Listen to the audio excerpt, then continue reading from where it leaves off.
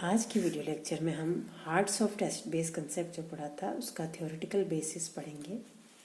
कुछ थ्योरीज इसके लिए दी गई हैं, वो इस तरह से हैं। फर्स्ट है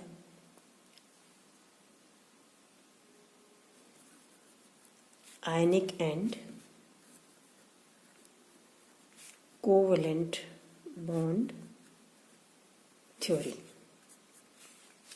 इस थ्योरी के अनुसार जब हार्ड इंटरेक्शन होता है, मतलब हार्ड एसिड और हार्ड बेस आपस में कंबाइन होकर और कंपाउंड बना रहे हैं, तो आयनिक बॉन्डिंग होगी। और जब सॉफ्ट इंटरेक्शन होता है तो कोवेलेंट बॉन्डिंग होगा।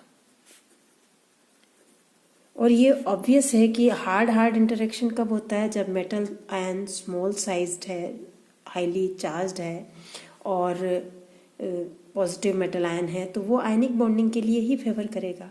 और जब सॉफ्ट इंटरेक्शन है तो ये कोवेलेंट बॉन्डिंग होगा इसके अंदर।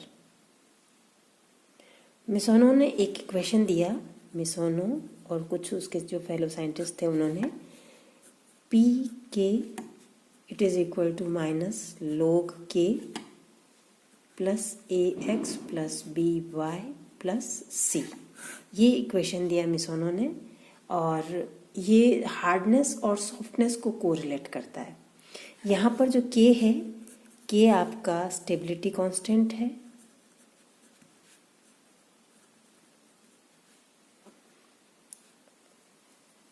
x और y जो हैं मेटल आयंस के पैरामीटर्स हैं।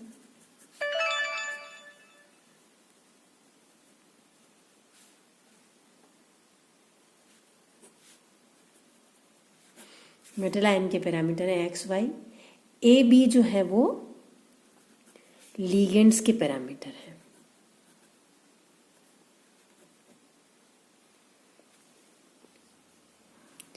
सी एक कांस्टेंट है लीगेंड का, जो कि एडजस्ट करने के लिए, पी के वैल्यू को एडजस्ट करने के लिए है। और हार्ड एसिड्स के लिए जो y का वैल्यू है इट इज़ लेस देन 2.8, और जो सॉफ्ट एसिड्स हैं उनके लिए जो y का वैल्यू है इट इज़ ग्रेटर देन 3.2। यानी जो अपन ने बॉर्डर लाइन एसिड्स देखे थे उनका वैल्यू 2.8 से लेके 3.2 के बीच में होगा y वैल्यू। तो जब आप हार्ड से सॉफ्ट की तरफ जाते हैं y का वैल्यू इंक्रीज होता है। इसी तरह से जो लीगेंड के पैरामीटर हैं b, ये भी जब आप हार्ड टू सॉफ्ट चलते हैं तो b का वैल्यू भी इंक्रीज होगा। जैसे हाइड्रोक्सिल आयन है उसके लिए b का वैल्यू है 0.40, NH3 है उसके लिए 1.08 है, उससे और ज़्यादा सॉफ्ट साइड में गए 2.49। आयोडाइड के लिए जो बी वैल्यू है इट इज़ 7.17। तो आप देख रहे हैं कि जैसे जैसे आप सॉफ्ट लीगेंड की तरफ चल रहे हैं तो ये बी वैल्यू भी इंक्रीज हो रहा है। एक्स वैल्यू जो है, जो मैंने बताया था आपको मेटल का पैरामीटर है, it is closely related to the electronegativity of metal ion. X value जुड़ा हुआ है और ए भी जो है वो लीगेंड की हार्डनेस से ही जुड़ा हुआ कांस्टेंट है। नेक्स्ट है पाई बॉन्डिंग थ्योरी। ये मुलिकन और चैट ने दी थी, मुलिकन एंड चैट ने ये थ्योरी दी थी। और उनके हिसाब से पाई बॉन्ड बनता है सॉफ्ट इंटरेक्शन से। जब सॉफ्ट इंटरेक्शन हो रहा है तो पाई बॉन्ड बनेगा। और ये क्लियर है क्योंकि जब सॉफ्ट एसिड होते हैं उनके लो ऑक्सीडेशन स्टेट होंगे, तो लो ऑक्सीडेशन स्टेट है तो काफ़ी सारे डी इलेक्ट्रॉन्स उसके अंदर होंगे। और जो सॉफ्ट बेस है जिनके अंदर, जैसे सॉफ्ट एसिड है तो एक तो उनके पास में नंबर ऑफ डी इलेक्ट्रॉन है, डी इलेक्ट्रॉन्स ज़्यादा है। और जो सॉफ्ट बेस है उनके अंदर डोनर एटम होता है, जैसे फॉस्फोरस है, सल्फर है, आयोडीन है, आर्सेनिक है, आयोडीन है।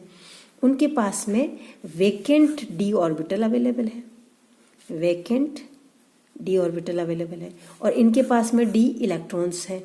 तो ये जो मेटल आयन होगा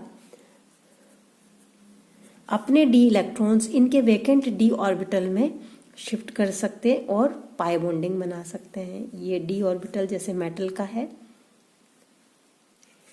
यहाँ ये मेटल डी ऑर्बिटल है और ये लिगेंड का डी ऑर्बिटल है। ये खाली है, इसके अंदर इलेक्ट्रॉन भरे हुए हैं। तो ये ऑर्बिटल, मेटल ऑर्बिटल लिगेंड के पी ऑर्बिटल के साथ में ओवरलैप करके और metal to ligand back bonding d pi back bonding बन जाएगा इसके अंदर। मान लीजिए कि किसी लिगेंड के अंदर वेकेंट डी ऑर्बिटल अवेलेबल नहीं है और सॉफ्ट है, जैसे कार्बोनिल है, साइनाइड आयन है, तो ये अपने vacant anti bonding P orbital use में ले सकता है और डी पाई पी पाई बॉन्ड बन जाएगा। ये है आपके मेटल का ऑर्बिटल डी ऑर्बिटल, और ये इसके कार्बोनिल के एंटी बॉन्डिंग ऑर्बिटल हो गया पी ऑर्बिटल ये, और ये इसके साथ में बॉन्डिंग बना के और डी पाई पी पाई बॉन्ड बन जाएगा। वेकेंट ये एंटी बॉन्डिंग पी ऑर्बिटल है। जो हार्ड एसिड्स हैं उनके अंदर वेकेंट डी ऑर्बिटल है, उनके अंदर क्योंकि मेटल हाई ऑक्सीडेशन स्टेट में है तो डी इलेक्ट्रॉन नहीं होंगे। उनके अंदर जो हार्ड एसिड है उनके अंदर वेकेंट या थोड़े वेकेंट डी ऑर्बिटल है। और जो हार्ड बेस है जैसे फ्लोराइड आयन, ऑक्साइड आयन, ये इनके अंदर फिल्ड पी ऑर्बिटल है। यहाँ क्या होता है, जो मेटल के खाली ऑर्बिटल है ये लिगेंड के फिल्ड ऑर्बिटल के साथ में ओवरलैप करके और लिगेंड टू मेटल बॉन्ड बनाते हैं, इसके अंदर एक्सेप्ट कर लेते हैं, पाई बॉन्ड बनेगा और इस तरह से हार्ड इंटरेक्शन होगा। नेक्स्ट लेते हैं हम पिसर थ्योरी। इस थ्योरी के अनुसार जो सॉफ्ट इंटरेक्शन है, सॉफ्ट इंटरेक्शन, ये डिपेंड करता है जो इंटरैक्टिंग ग्रुप्स हैं दोनों सॉफ्ट एसिड और सॉफ्ट बेस उनकी पोलराइजेबिलिटी पर, पोलराइजेबिलिटी उस पर डिपेंड करेगा। जैसे सॉफ्ट एसिड्स हैं, मान लीजिए सिल्वर है, क्यूप्रस है, मर्क्यूरिक है, ये सारे सॉफ्ट एसिड्स हैं जिनका कि स्यूडो इनर्ट गैस कॉन्फ़िगरेशन होता है और इनकी पोलराइजिंग पावर भी काफ़ी ज़्यादा होती है। सो ये सॉफ्ट बेसिस को काफ़ी इफेक्टिवली पोलराइज कर सकते हैं और एक कोवेलेंट कैरेक्टर डेवलप हो जाएगा मेटल और लिगेंड के बीच में और स्टेबिलिटी देगा कॉम्प्लेक्स को। तो मेटल और लिगेंड के बीच में कोवेलेंट कैरेक्टर डेवलप होगा जो कॉम्प्लेक्स को स्टेबिलिटी देगा। ये थी कुछ theories hard and soft acid base की। नेक्स्ट टर्न पर हम आगे लेंगे। Thank you.